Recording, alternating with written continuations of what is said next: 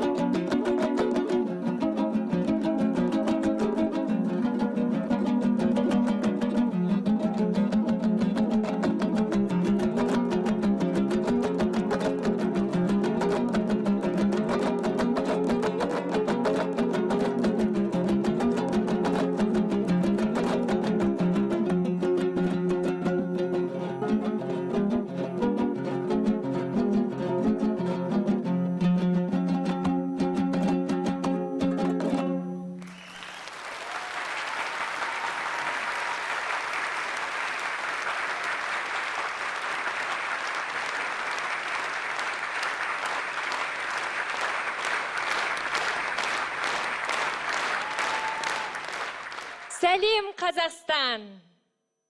Эфирде сіздердің асыға күткен Сәлем Қазақстан бағдарламасы.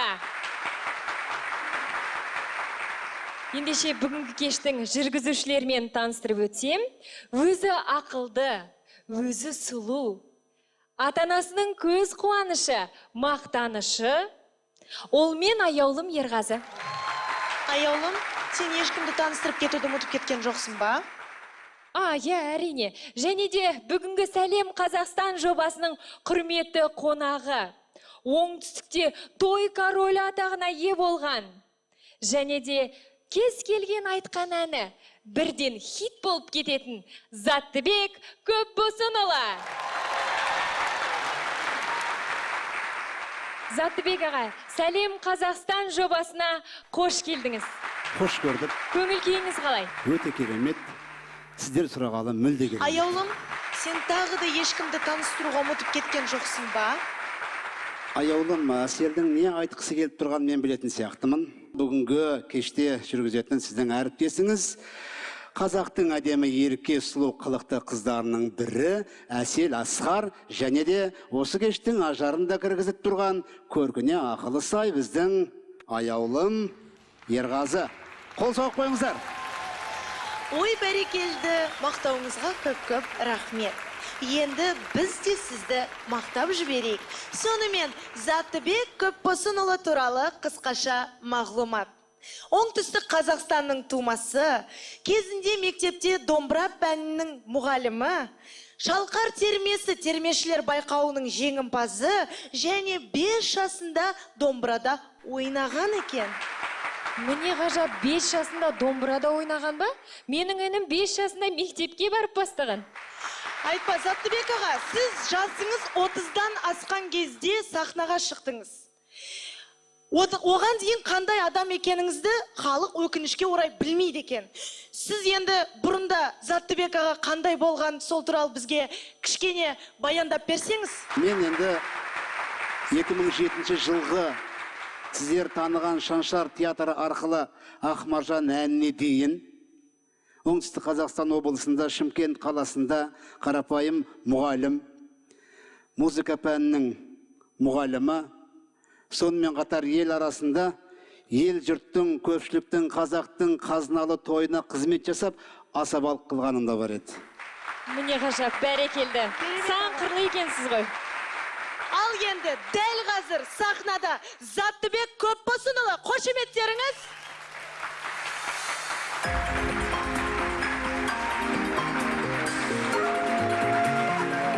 Қатыре қосылғамыз осы жерде.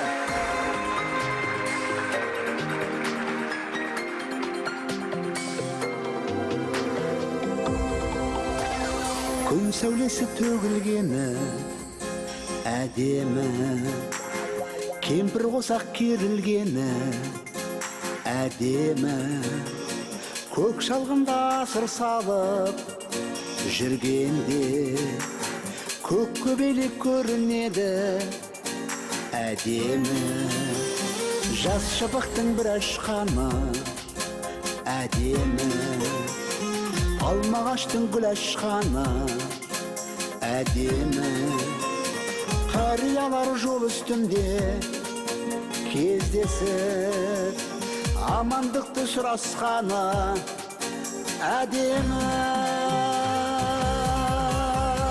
бұлбұл сайрағаны әдемі, қозылақтың ойнағаны әдемі, ақ боз атын ертеп мініп атамның көйдіріске айдағаны әдемі.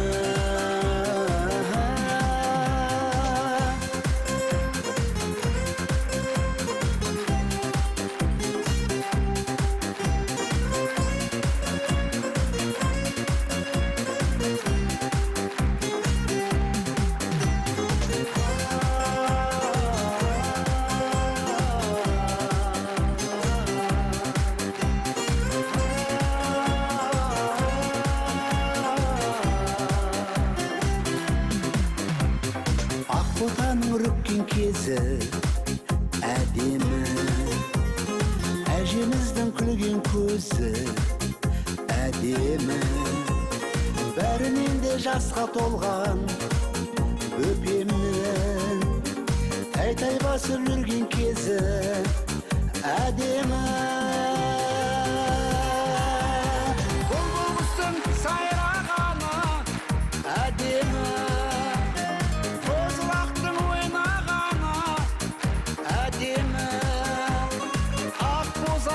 ертеп мініп атамның көйдіріске айдағаны әдемі,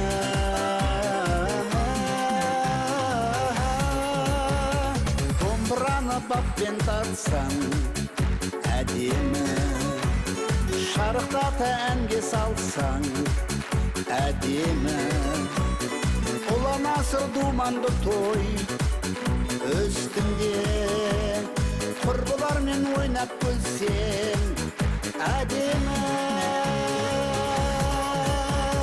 бұлбұл құстың сайрағаны әдемі, қозылақтың ойнағаны әдемі, ақ боз атын ертеп мініп атамның көйдіріске айдағаны әдемі.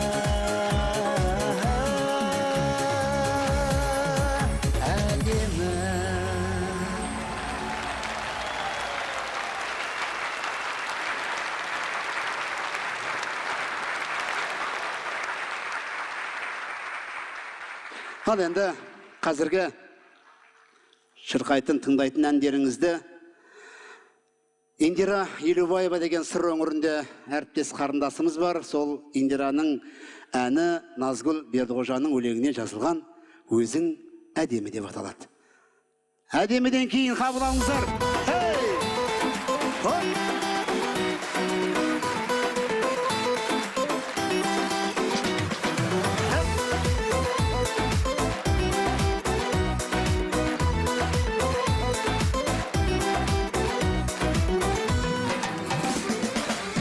Жанарыңнан көремін сезімнің нұрын, отпеніңді аңсаумен көзілдің бүгін. Жандыларың әлдерек көркем келбетің, іңкәр еткен арманым өзіңсің күнім. Жаным деген жайдаран сөзің әдемі, әніңменен жайнаған көзің әдемі.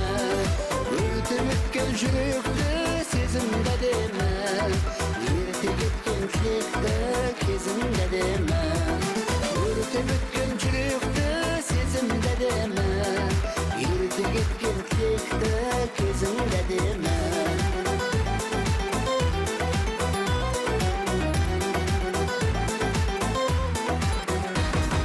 Бақытты бір сен барда өмір ай күнім, құшағыңа сыйғыздың әлем байлығын.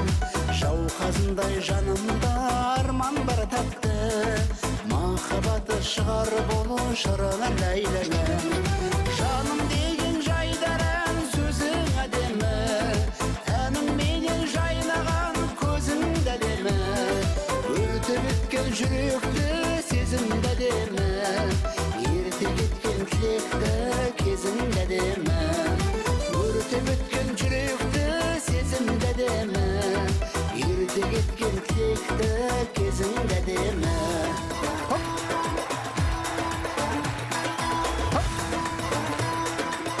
Кәні, қолды көтерейікші.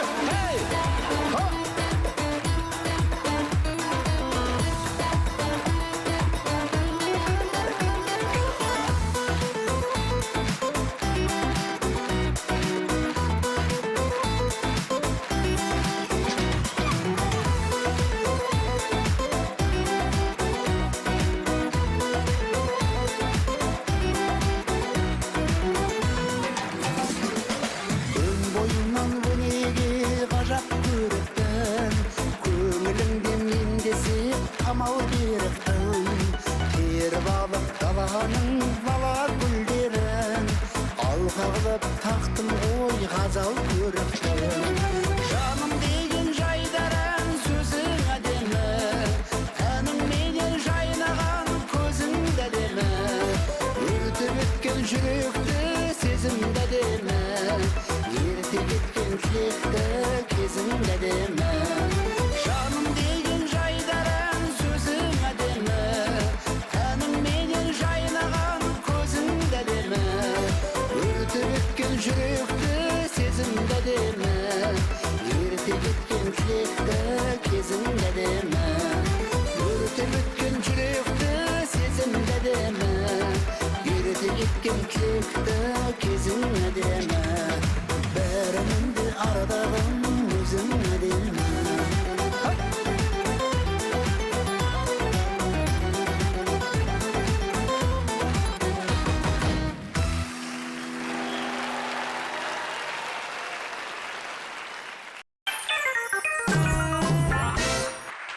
Заттыбек аға, сіздің әндеріңізді халық жақсы көріп тыңдайды.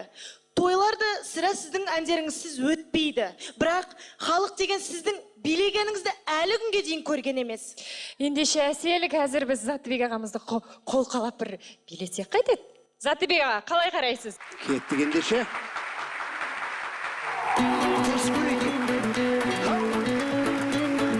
Кәне, қол шаманы құрап. Қала!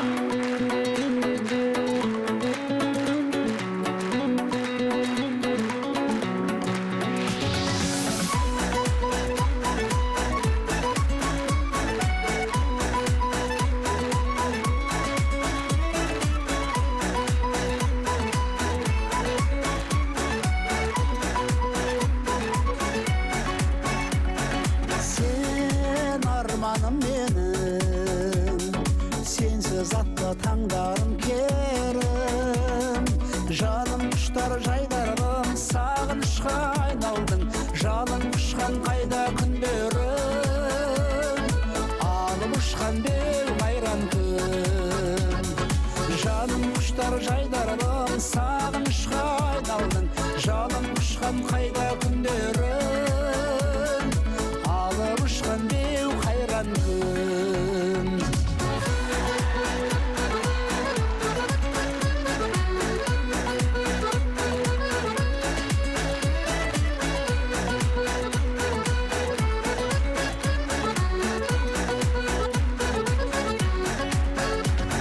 Sen eyledin benim, köpten görmey köngülümde muң. Köktemdegi kırmızım, kөгіндегі жұлдызым, аңсап қойын сері күндерім, шұғыла шашқан нұр жүзім.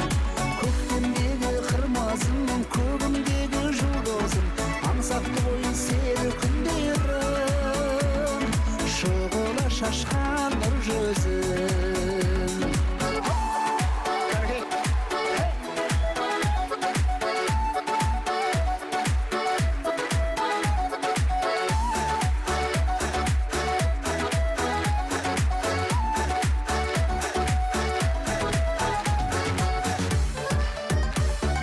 Sen can samalımsın, ağzır elim tamsalar künsün.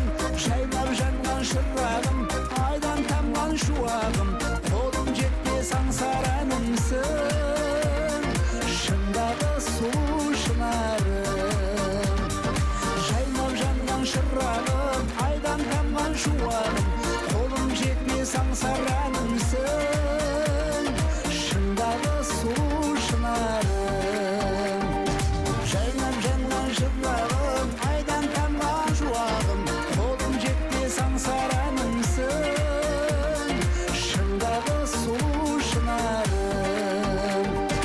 Жайнап жанған шырағым, айдан тамған шуағым, қолым жетпес аңсар әнімсің, шындағы сұлу шынарым, шындағы сұлу шынарым.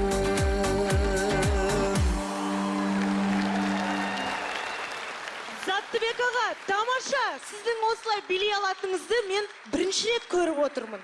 Жалпы биді қарық қылған жоқ сияқтымын. Жоқ, қателесесіз, керемет болды. Енді тырысып жатырмыз. Вақтағы жігіттер ұқсап билеуге біраз енді уақыт өткізіп болған сияқтымыз ғой. Бәрекелді, көп рахмет осылай жақсы өткізуге тырысайық. Енді тағы да бір ән.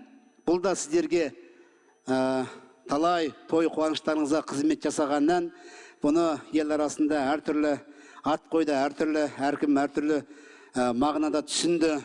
Біреу мынау Тараз өңірінің бойындағы шуға арнаған деген деп жатты, біреу басқа деп жатты. Сол ән нар тәуекел деп аталатын ән Жансыбек Бекеевтің әнімен өлеңінен жазылған.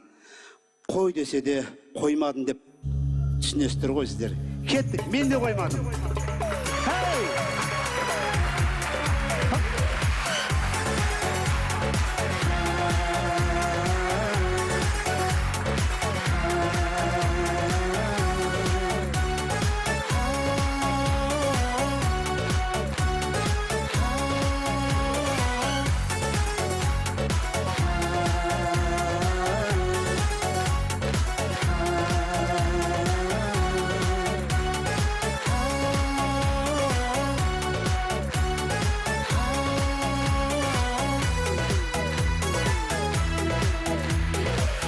Жүректен толғадым, үміт отын жалғадым, осы әнімді арнадым. Жеті қайта талдадым, жігін таба алмадым, бірін ғана таңдадым. Күл әлемді шарладым, сонау өпке самғадым, жерге салмақ салмадым. Суға сәлем жолдадым, ешбір жауап болмады, батып кетті арманым. Енді қайтемін деп ойладым, ойға түпсіз терең бойладым. Елді тәуекелге байладым, ердің біз қаруын сайладым. Қой өмір отпен ойнадым, қой десе де қоймадым. Пай және шоқтай маздадым, айқай жанып кете жаздадым.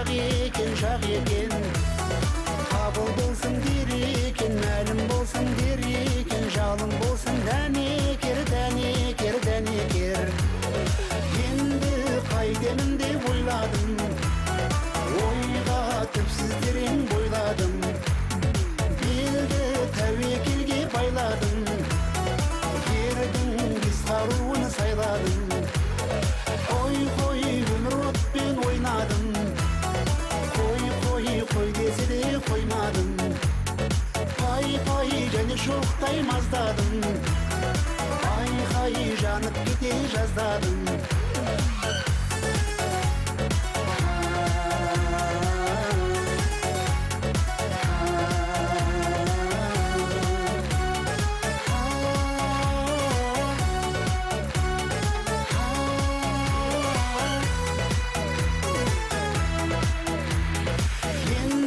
Қайтемін деп ойладым, ойға түпсіз терең бойладым, белді тәуекелге байладым, ердің бес қаруын сайладым.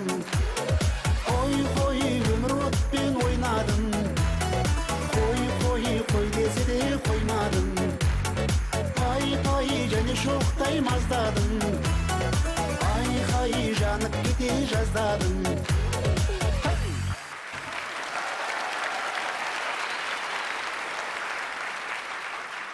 Көп рахмет. Келесі ән. Бұл әнде сіздерге таныс ән. Бауыржан Есебаев бауырымыздың әні. Жұмабек Қыстау ағамыздың өлеңіне жазылған «Кім ойлаған» деген ән. Қабыл алыңыздар.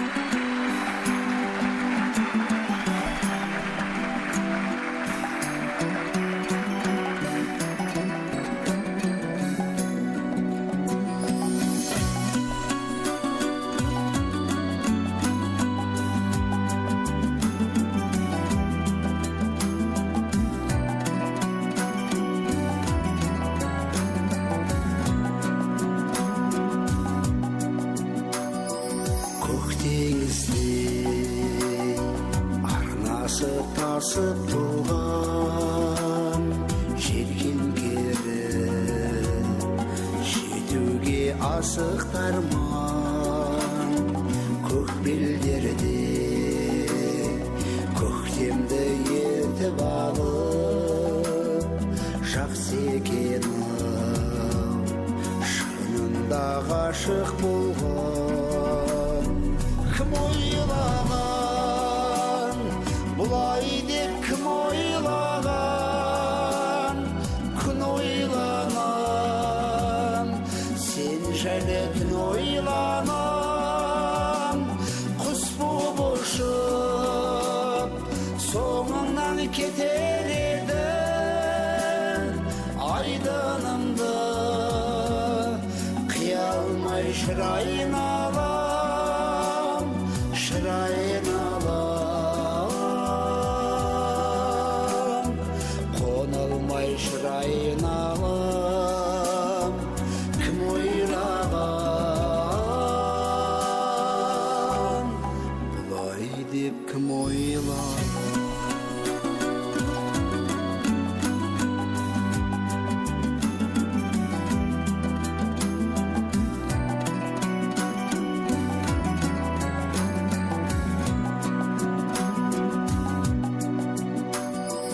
Көңілдерді шалмайды қырау денді,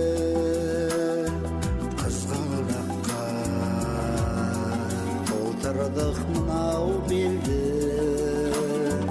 Көз алдымда күлімдеп сен тұрасың, көкжиекте тұрады сұрау белді. Кім ойлаған, бұлай деп кім ойлаған, күн ойланам, сен жайлы түн ойланам, құс болып ұшып, соңыңнан кетер едің, айдынымды қия алмай шырайын алам, шырайын алам, қонылмай шырайын алам. Кім ойлаған, бұлай деп кім ойлаған. Кім ойлаған, бұлай деп кім ойлаған, күн ойланам.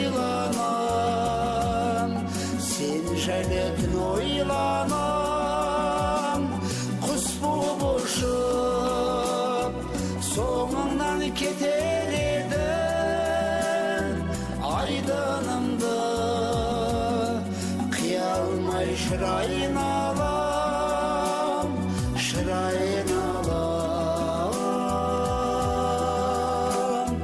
қона алмай шырайын алам кім ойлаған бұлай деп кім ойлаған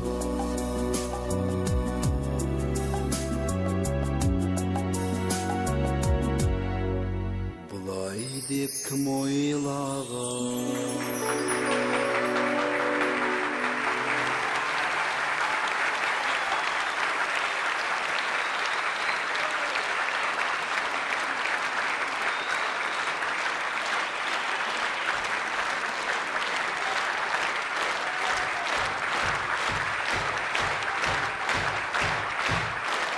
Көп рахмет. Бәрекелді. Қазіргі тыңдайтын ән, жаңа ән қоржынымызға осы соңғы уақытта ғана енген ән. Бұл әннің авторлары сонау Ақтөбе өңіріндегі Шалқар деген өңірден шыққан тас қос талант ұлдарымыз, бірі ақын, бірі жас сазгер, Қайнар Алгөзовтың өлеңінен жазылған Құрал Молжановтың әні «Орамал таққан қыз» деп аталады. Қабыл алыңыздар.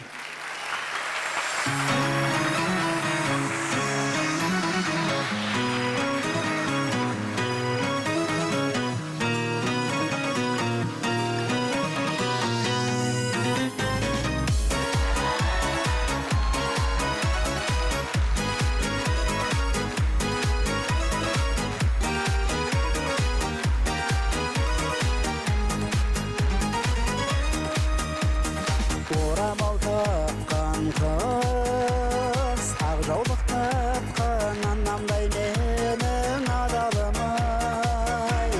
Мінезің мақпал қыз, моншақтай мөлдір жанарың-ай. Кірпігі төмен күннің ғашығым, қасымда сенің шырың башырың. Орамал таққан асылым, саладым күнде әнім ғашығым, менен өзгеге жаны жасырым. Орамал таққан асылым. Қарайды құстар да алтыным қалай ақтаңдайыңнан сүйе аламын. Қолыңнан ұстауда қолымнан келмей аламын. Кірпігі төмен күннің ғашығым, қасымда сенің шырың башырың. Орамал таққан асылым, саладым күнде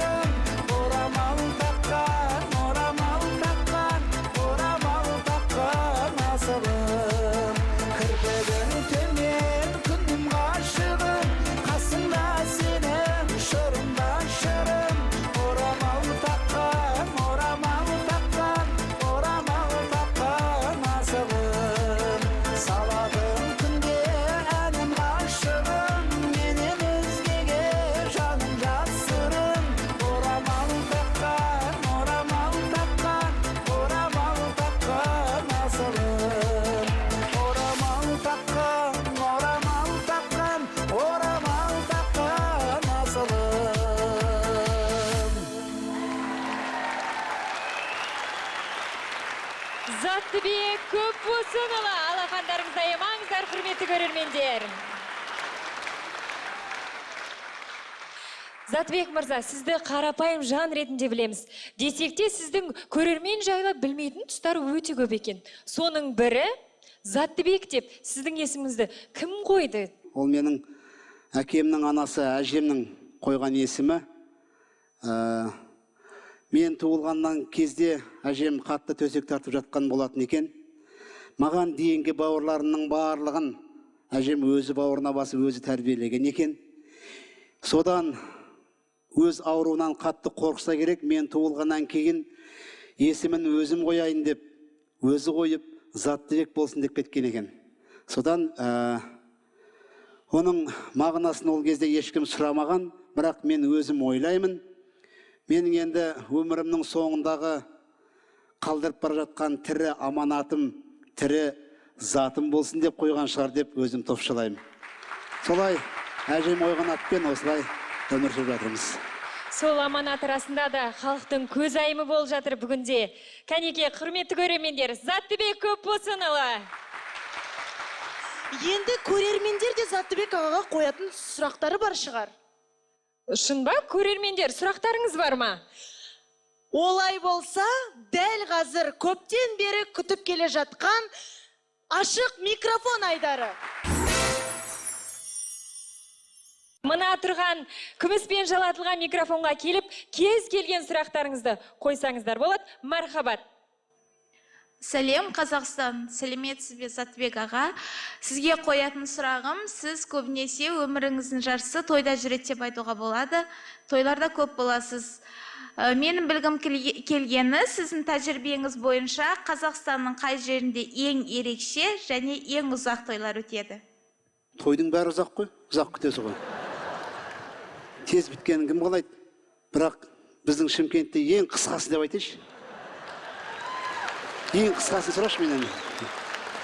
Сұрағыңызға жауап алыңыз деп үміттенем. Келесі сұрақ. Еңбегіңізге табыс тілеймін, өнеріңіз өрге жүрсін, әр уақытта биіктерден көріне беріңіз. Жанұяда бақытты болыңыз. Сіздің жанұяңыздағы айтылған сырларды мен YouTube-тан қарап алған болатын. Көзіме жас алдым. Сіздің 10 жылдан кейінгі көрген қызыңыздың өмір жасы ұзақ болсын. Артынан көптеген шөберелер, немерелер, балапандар өсе берсін.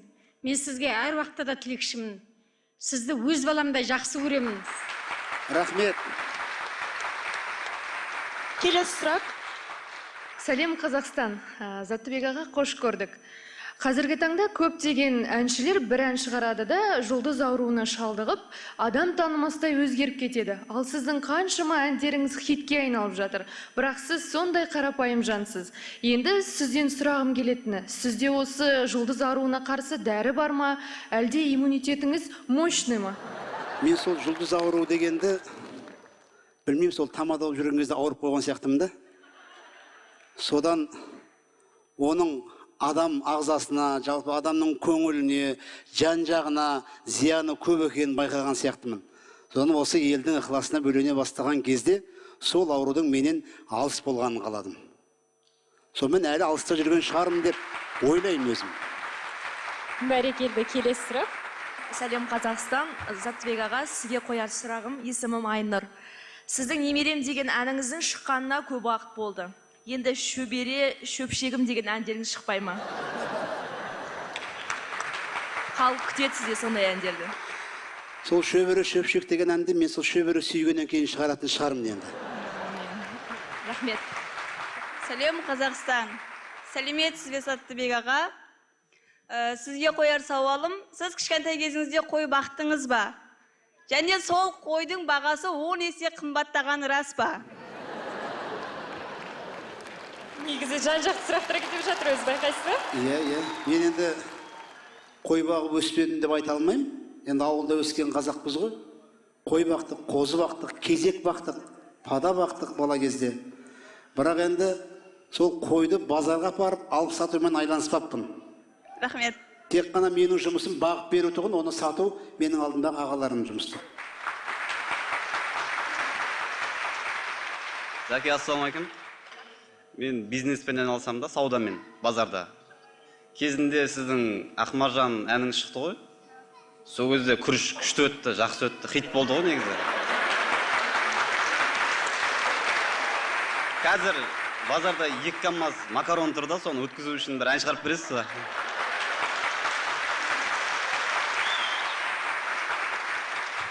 Концерттен шыққаннан кейін күріштің оборотын есептеп ақылдасайық екеуміз. Сосын шығарамыз. Сөз тапқанға қолқа жоқ аға. Сәлеметсіз бе, Заттыбек аға? Менің есімім Олбеке. Мен Астана қаласында туып өстім. Сізге сұрағым. Сіздің ауылға кеткім келіп тұрады деген өлеңіңіз бар ғой? Сол өлеңіңіздің жұрттың бәрі сүйіп тыңдайды. Және сол өлеңді естіген кезде жұрттың бәрі ауылға кеткісі келіп тұрады. Менің де ауылым жоқ, бірақ ол өлең тыңдаған кезде. Мен сонда қайда барайын? Айтыңызшы соны.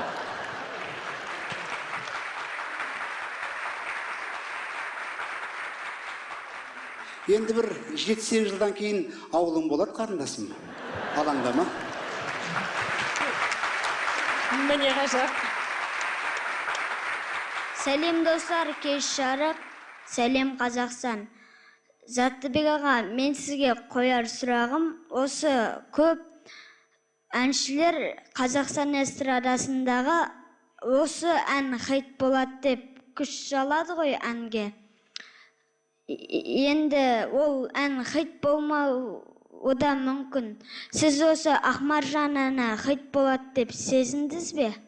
Осы Ақмаржанға дейін эстрада әлемдегі жалпы шоу бизнестегі кейбір жайттарды онша мән бере бермейтін тұғын. Сондықтан мен Ақмаржанға осы ән хит болсын, осы әнмен мен біраз жұмыс жасайын, осы әнмен өзімді таңдайын деп арнайы күш салған жоқ. Сәлем Қазақстан.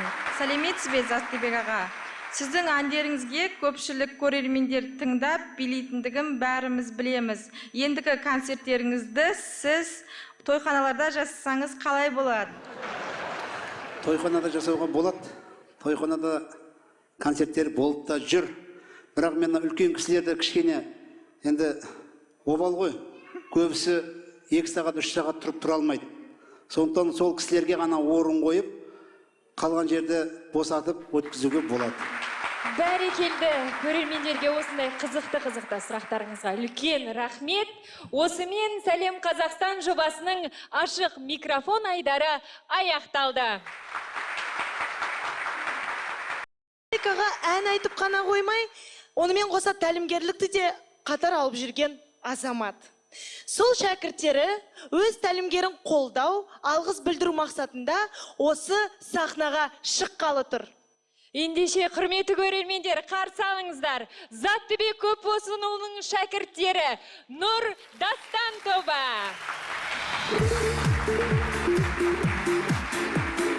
Шапалақ, шапалақ!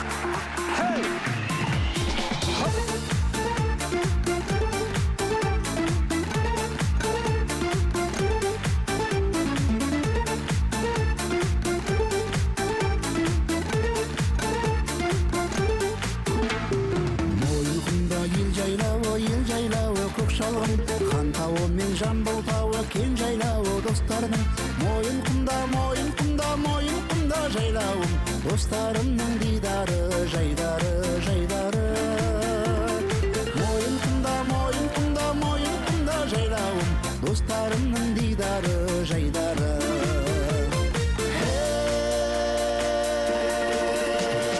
Ару қыздар, сұлу қыздар сырласын, өздерінде қорбың жырласын, өздерінде қорбың жырласын.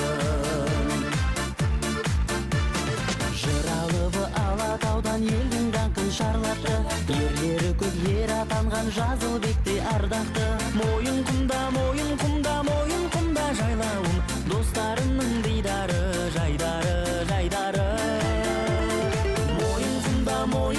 Мойын құмда жайлауым, достарымның дидары, жайдары.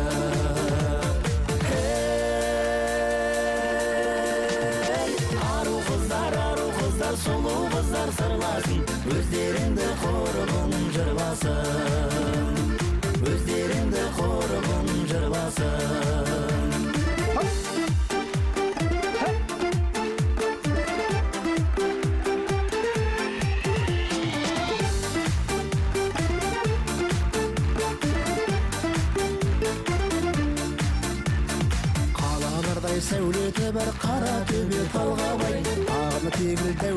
болар құм өзегі малға бай.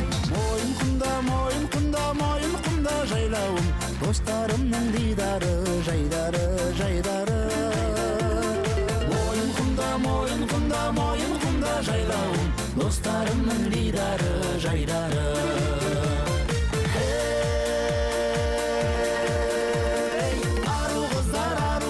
Сұлу қыздар сырласын, өздеріңді құрбың жырласын. Ару қыздар, сұлу қыздар сырласын, өздеріңді құрбың жырласын. Өздеріңді құрбың жырласын.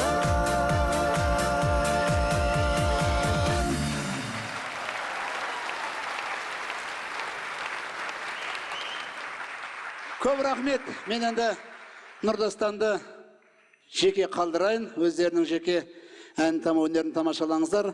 Қайрат Мырзахановтың өлеңінен жазылған «Сырлы сезім» деген әнді тартып өтсін. Көп рахмет. Бүгінгі кеш көңілді болсын.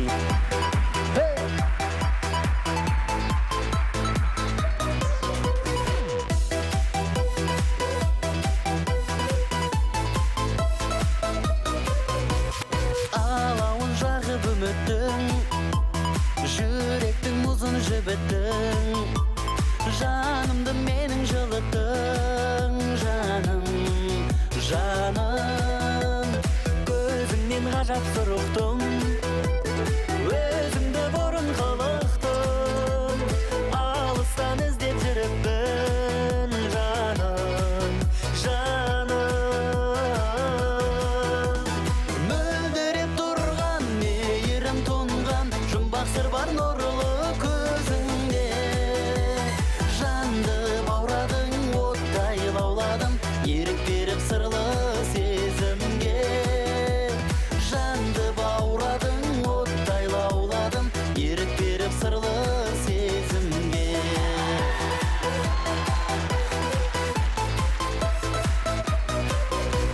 Шиедей қызыл ерінің, тигенде балда ерінің. Кербезім менің керімім, жаным, жаным. Серігі мендей серінің, еркелей берші елігім. Өзіңмен өтсін өмірім, жаным, жаным. Мөлдіреп тұрған, мейірім тұнған, жұмбақ сыр бар нұрлы көзінде. Жанды баурадың, оттай лауладым, ерік беріп сырлы сезімге.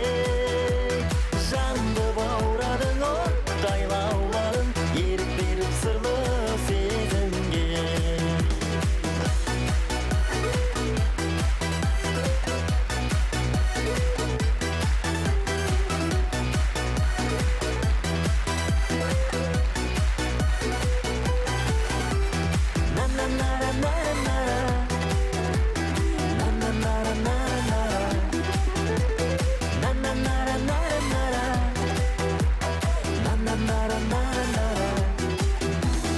Мөлдіреп тұрған, мейірім тұнған, жұмбақ сыр бар нұрлы көзіңде.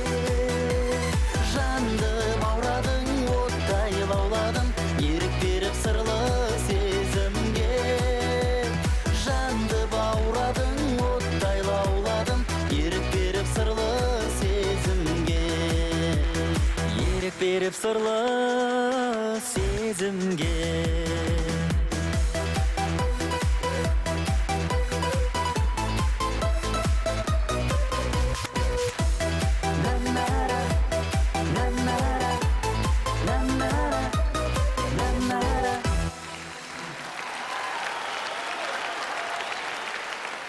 Үлкен рахмет, дәл осындай ыстық ықыластарыңызбен, қошеметтеріңізбен бүгін кештің иесі өздеріңіздің сүйіктілеріңіз, біздің өнердегі арқа сүйер ақылшы ағамыз, Заттыбек ағамыз шақырайық. Қарсы алыңыздар.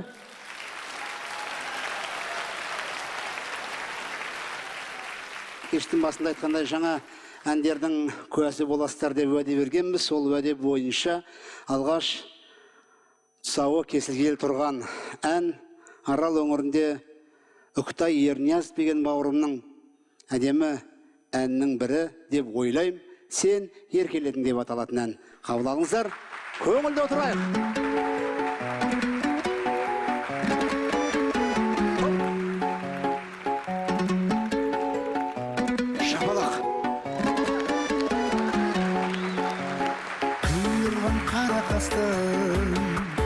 Есімнен тағадастым, ерінің шарабына шаламаспын.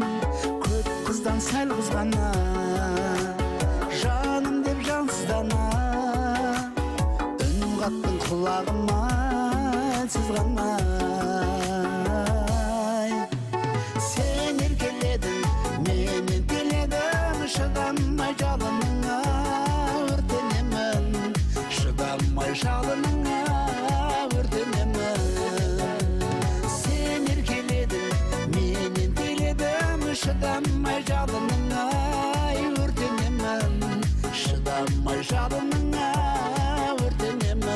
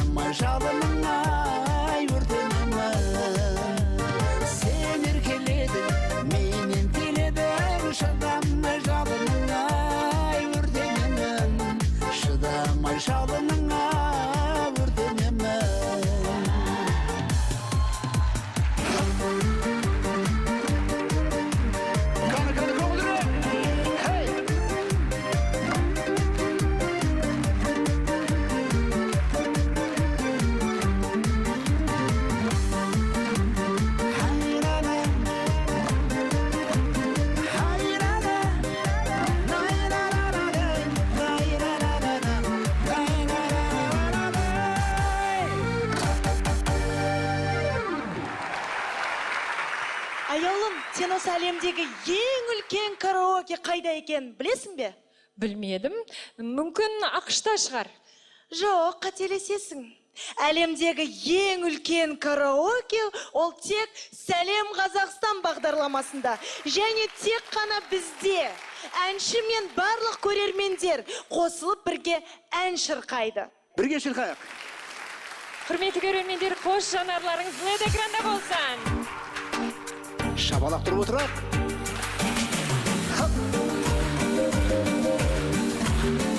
Қолды көтерекші бір жоғары. Немерелер үшін,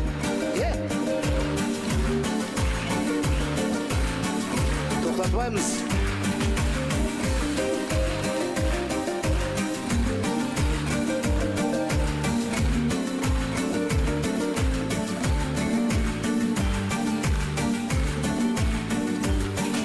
Сен қосылып немерем, кеңейді ғой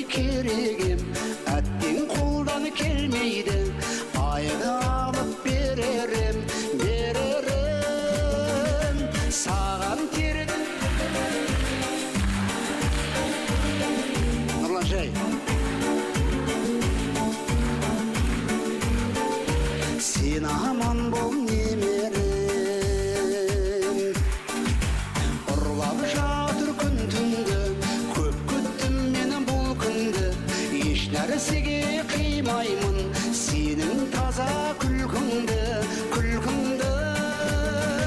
саған терді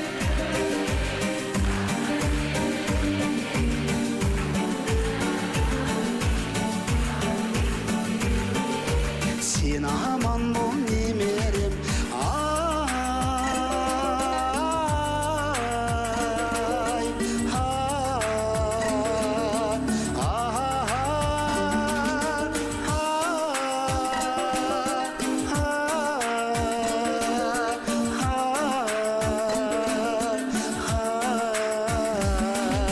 жатыр күлкің жаңғырып жұртты естен тандырып алғаны тілім жүр менің мейірімімді қандырып саған терді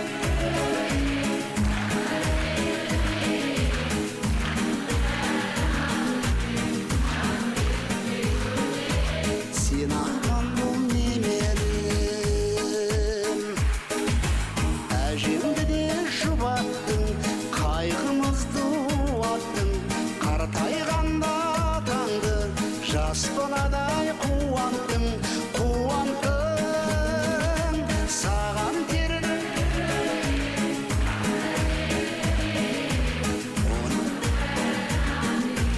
жан беруге көнерем сен аман бол немерем саған терді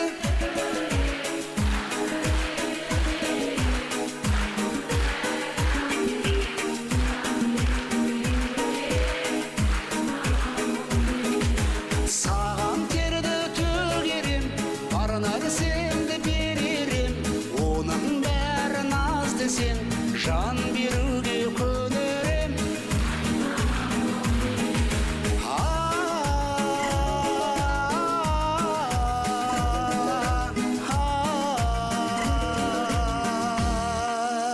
сен аман бол немерем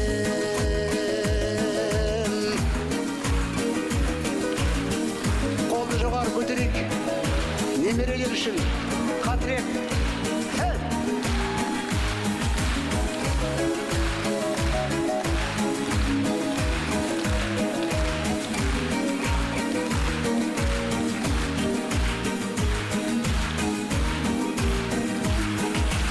немере көбейсін Құрметті көрермендер, Заттыбек мырза, Live Band. Өздеріңізде бір қошеметтеріңіз болса.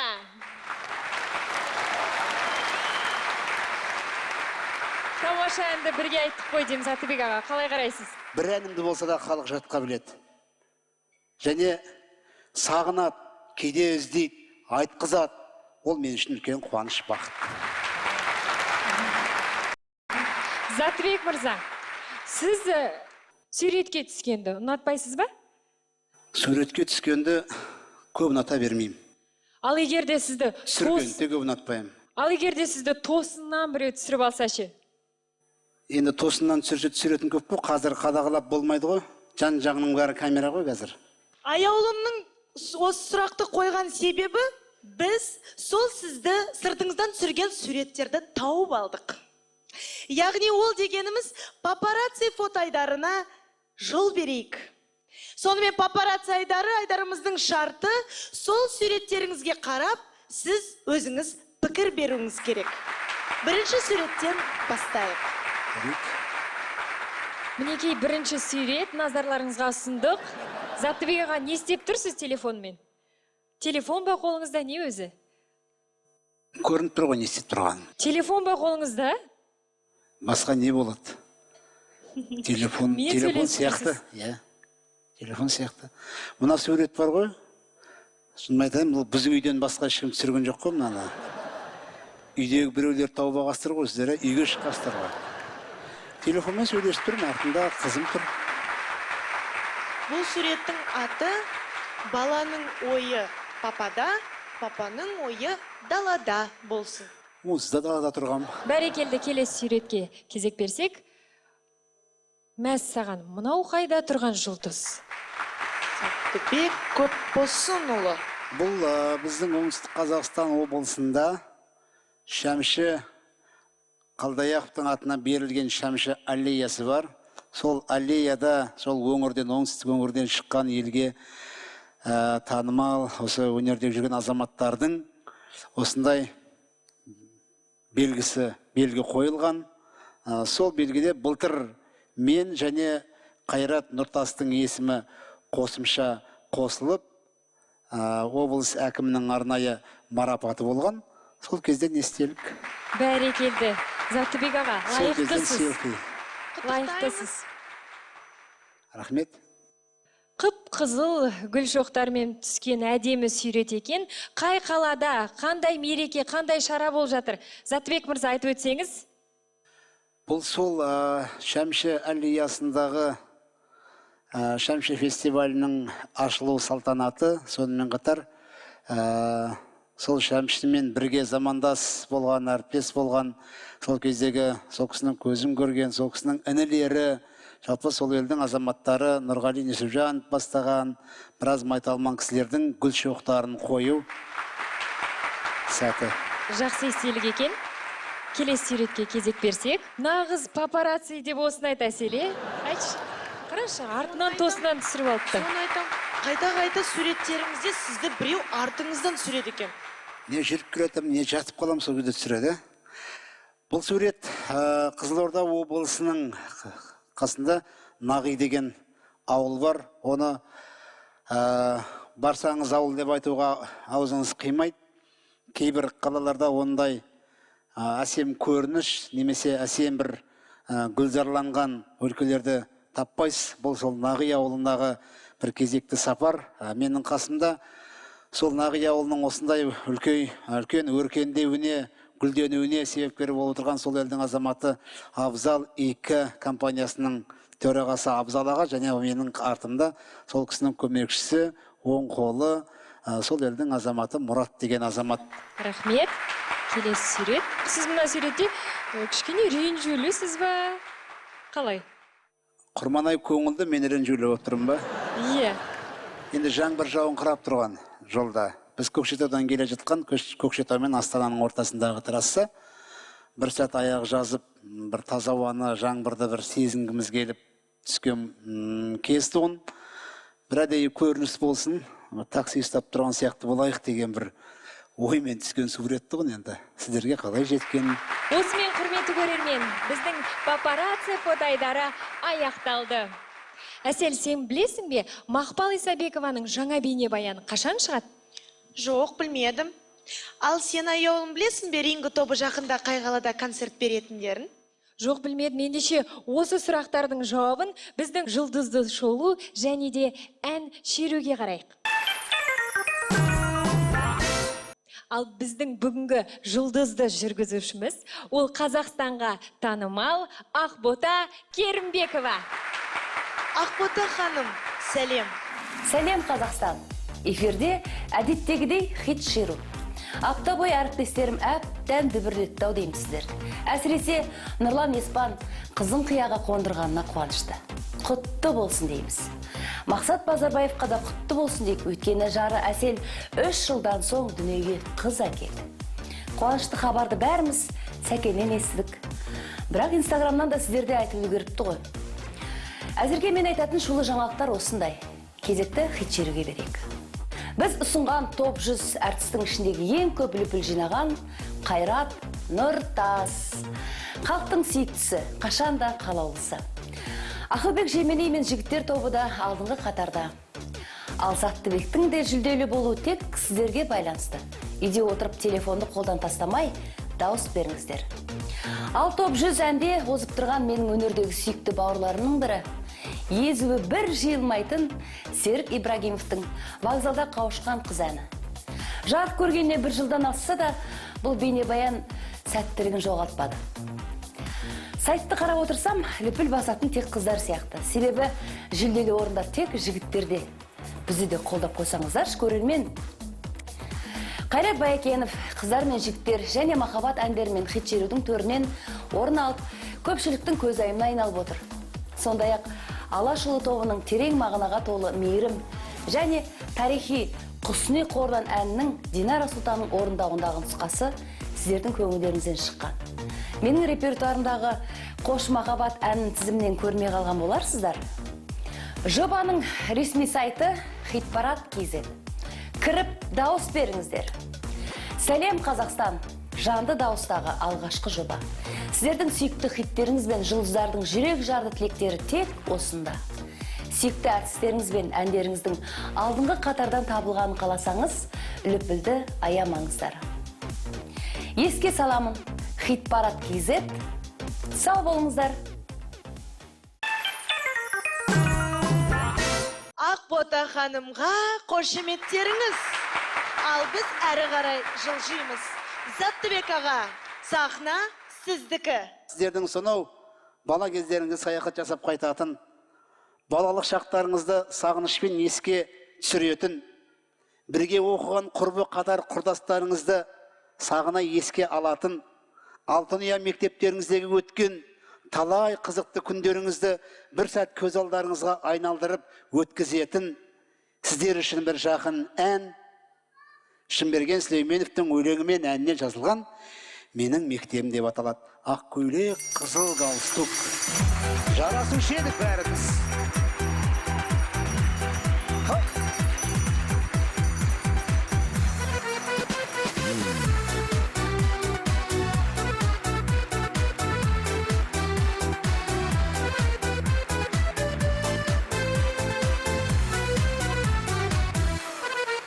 Шапалақ, hey!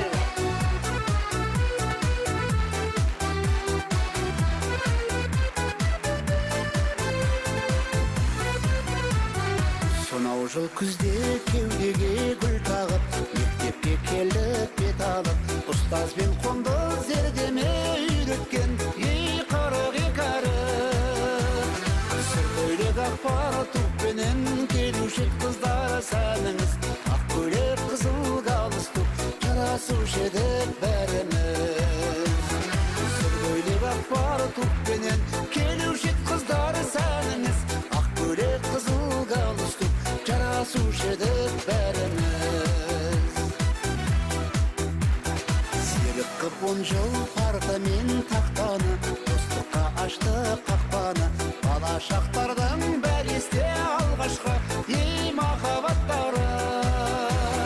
Сүр көйлек ақпар туппенен келуші қыздар сәніңіз, ақ көйлек қызыл галстук жарасушы едік бәріміз.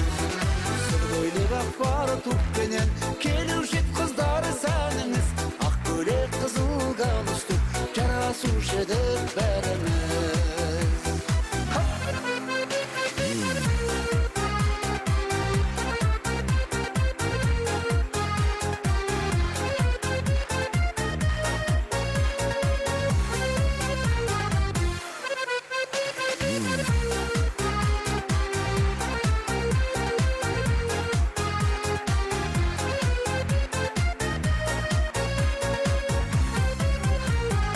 Қоштасар жылғы ең қимас сәттерім, сағыныштарым көп менің, қақтырдың қанат қияға қырандай, ей менің мектебім. Сүр көйлек ақпар туппенен келуші қыздар сәніңіз, ақ көйлек қызыл галстук жарасушы едік бәріміз. Сүр көйлек ақпар туппенен келуші қыздар сәніңіз, ақ көйлек қызыл галстук жарасушы едік бәріміз. Бой жеткен қайда шашына ақпан тек жүргенін тағынып, әке болсақ та әр үйде сендерді жүрмес сағынып. Бой жеткен қайда шашына ақпан тек жүргенін тағынып, әке болсақ та әр үйде сендерді жүрмес сағынып. Сендерді жүрмес сағынып. Ал енді Ақмаржанның алдында алғысымды айтқым келіп тұр сіздерге. Ақмаржаннан кейін айтамай қалу мүмкін, өйткені бәріңіз билеп кетсеңіздер, мен тілек айтып тұрсам ыңғайсыз болады. Жалпы бүгін бағана да айттым, тағы да айтам, айтудан еш жалықпаймын, өйткені менің шығармашылығымда сіздер барсыздар. Менің шығармашылығымды өсіріп жатқан сіздердің ақпейілдеріңіз, сіздердің өнерге деген жүректеріңіз, өнерге деген құштарлықтарыңыз. Осы сіздердің құштарлықтарыңыздың арқасында менің шығармашылығымда, Аллаға шүкір, келе жатқан сияқты. Сондықтан бүгінгі келген қадамдарыңызға құт дарысын. Қазақ өнерінің сіздердей тыңдармандары барда мәңгі қазақ әндері шарықтай бермек.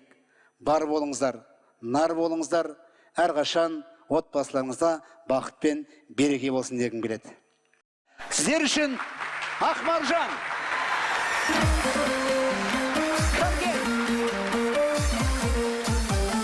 Тамаша. Бәрекелді, бәрекелді. Ей, келе.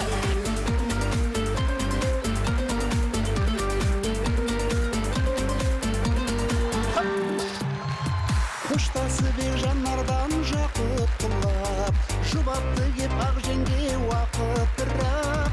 Көрінесің көңілді алшынында, сенен көрмен екен бақыттырақ. Көрінесің көңілді алшынында, сенен көрмен екен бақыттырақ. Барасылым қимасым, жана жүрім дара сырым тұптынып, қарашығын сенің сырлы сәтіңді аңсадым ғой. Тағынғанда Ақмаржан, тағынғанда Ақмаржан далашығын. Тағынғанда Ақмаржан, тағынғанда Ақмаржан далашығын. Көп рахмет. Тербетілден өлеңім құшағымда, бауырыма пыстық қысамында. Тереңдерге сүңгеймін қарсағамын, ерік бермей екпінді күшағымға. Тереңдерге сүңгеймін қарсағамын, ерік бермей екпінді күшағымға. Барасылым қимасым, жана жүрім дара сырым тұптынып, қарашығын сенің сырлы сәтіңді аңсадым ғой. Тағынғанда Ақмаржан, тағынғанда Ақмаржан далашығын. Тағынғанда Ақмаржан, тағынғанда Ақмаржан далашығын. Көп бәрекелді. Көріскенше күн жақсы болсын.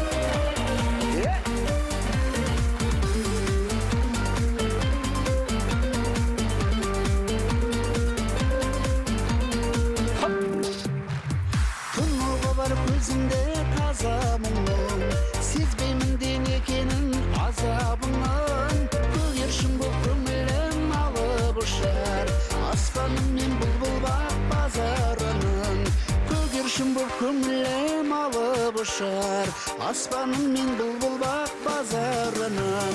Барасылым қимасым, жана жүрім дара сырым тұптынып, қарашығын сенің сырлы сәтіңді аңсадым ғой. Тағынғанда Ақмаржан, тағынғанда Ақмаржан далашығын. Сен іздедім алысың, неге іздедім ажырамас, әйде сен егізбедің дәл қазіргі сәттегі сағынышын. Дауылдың толқыған, дауылдың толқыған теңіз менің. Дауылдың толқыған, дауылдың толқыған теңіз менің.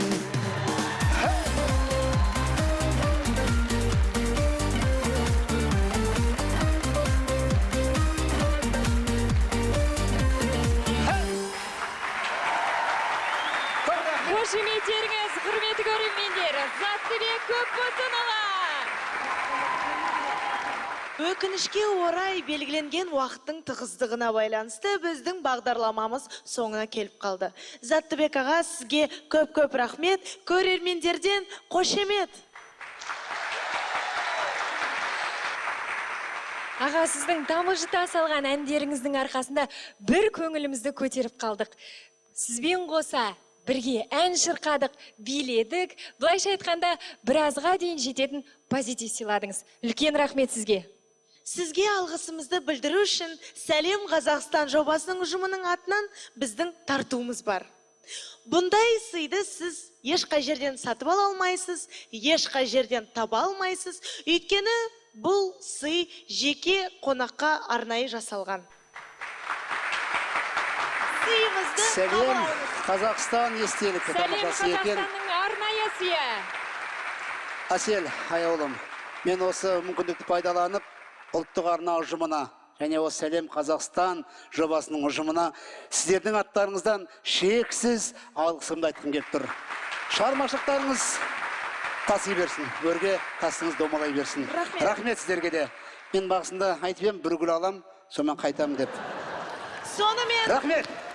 Сонымен Сәлем Қазақстан бағдарламасының бүгінгі құрметті қонағы Заттыбек Көпбосынұлы.